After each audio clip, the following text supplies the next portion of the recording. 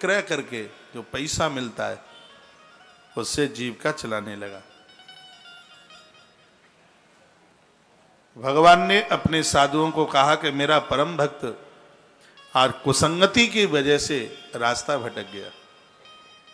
गलत लोगों का साथ तो ऐसा ही होता है, इसलिए तो कहा बरु भलवास नरक करी ताता दुष्ट संग जनि देई विदाता।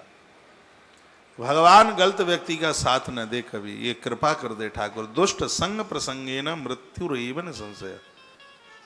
गलत व्यक्ति का संग पाकर मौत भी हो जाए तो आश्चर्य वाली बात नहीं।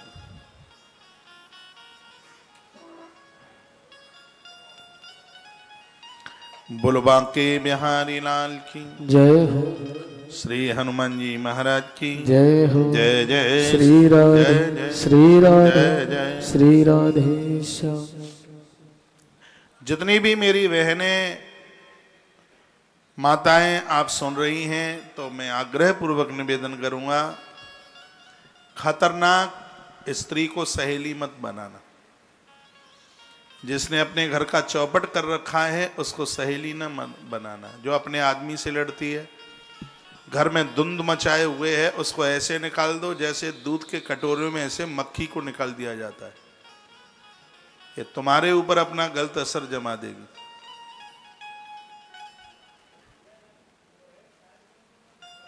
ध्यान इधर हो। मैं भाई लोगों को भी कहूंगा, अच्छे लोगों का संग, अच्छे लोगों की संगति कीजिए, बहुत आनंद आएगा, जीवन जीने में आनंद आवेगा।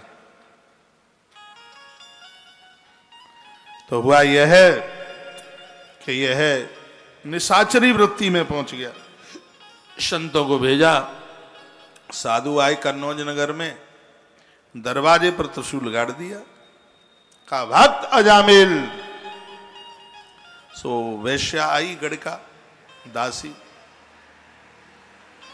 उसने साधु का दर्शन किया, पहली बार किया। दर्शन करते ही ऐसा करंट लगा, पाप गलने लगे। महापुरुषों के सामने तो दिल दिमाग सब बदल जाते हैं।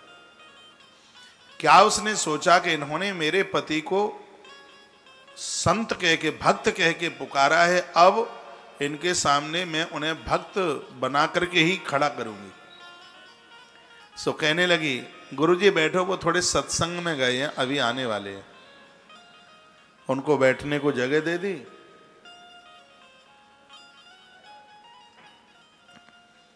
और इसने अपने बर्तन बाजार में बेच दिए, जो कुछ पैसा आया पीतांबरी ली, तुलसी ली कंठी, चंदन लिया, बाल्टी पानी की भरी और वन में पहुंच गई। सामने देखा वो पशुओं को मारता हुआ कंधे पर लटकाए हुए था अजामिल। उसने घरवाली को देखा, कहा तुम इस समय यहां वन में?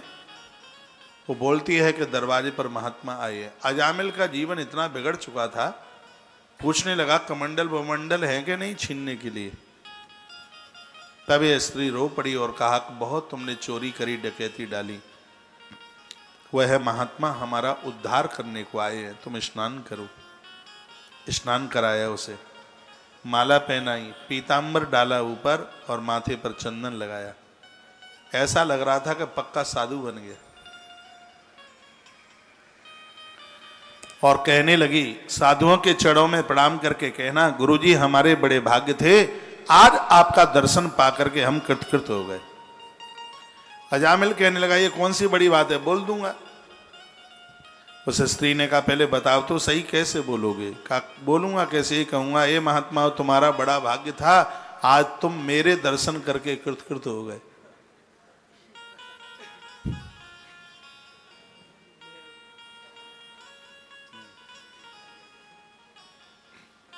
बोलो भक्तवत्सल भगवान की जय हो, श्री हनुमान जी महाराज की जय हो।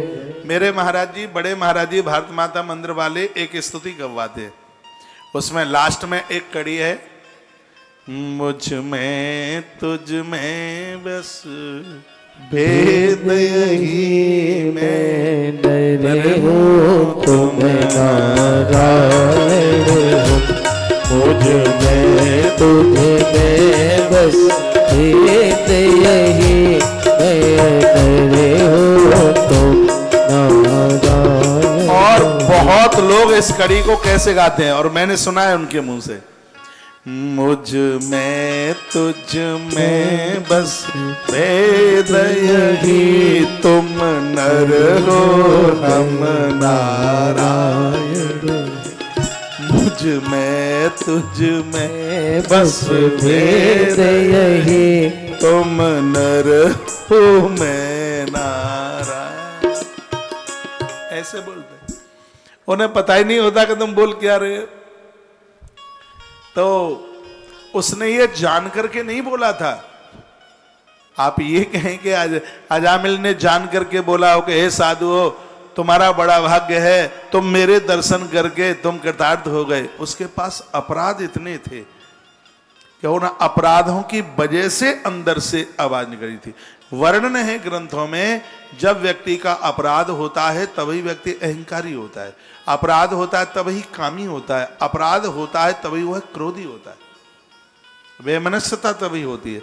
यदि वो किसी की बुराई करता है तो कहीं अंदर उसके अंदर कोई अपराध छिपा है। अपराध अहंकार को जन्म देता है। दशरथ को अभिमान नहीं है क्योंकि दशरथ के पास पुण्य है, इसलिए। जनक राजा को अभिमान नहीं है, उसके पास पुण्य है। लेकिन रावण की बहन अहंकारिणी है, क्या कहती है, तुम शन पुरुषन तुम वो सम नारी, तुम सम पुरुष न तुम सम नारी, ये संयोग विधि रचा। वो कहती है कि इस धरती पर मुझ जैसी कोई दूसरी नारी है ही नहीं। तो अंदर जब अपराध होता है तब मैं और मैं और मैं और वहां मैं चलता। तो अजामिल के अंदर से जो आवाज निकल रही थी, तो अपराध इतने कर बैठा था वह।